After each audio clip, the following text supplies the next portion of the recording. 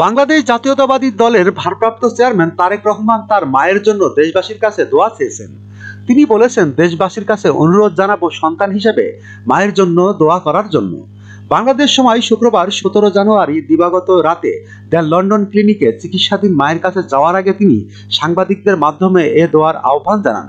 এ সময় তার সঙ্গে ছিলেন স্ত্রী জোবাইদা রহমান। প্রসঙ্গত, গত 8 জানুয়ারি থেকে লন্ডনের বিশেষায়িত বেসরকারি হাসপাতাল দ্য ক্লিনিকে লিভার রোগ বিশেষজ্ঞ অধ্যাপক জন প্যাটিস কেনেডির অধীনে চিকিৎসাধীন রয়েছে বিএনপির চেয়ারপারসন ও সাবেক প্রধানমন্ত্রী বেগম খালেদা জিয়া।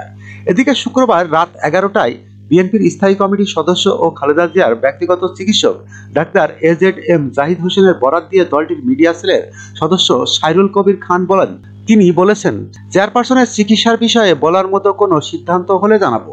মেডিকেল বোর্ডের তত্ত্বাবধানে চিকিৎসা চলছে। অন্যদিকে যুক্তরাজ্য বিএনপির আয়োজনে দলটির চেয়ারপারসন বেগম খালেদা জিয়ার রোগ মুক্তি কামনায় খতমে কোরআন দোয়া মোনাজাত অনুষ্ঠিত হয়েছে। শুক্রবার জুম্মার নামাজ শেষে যুক্তরাজ্যের পূর্ব লন্ডনের বিগ লেন মসজিদে এই কর্মসূচি পালিত হয়।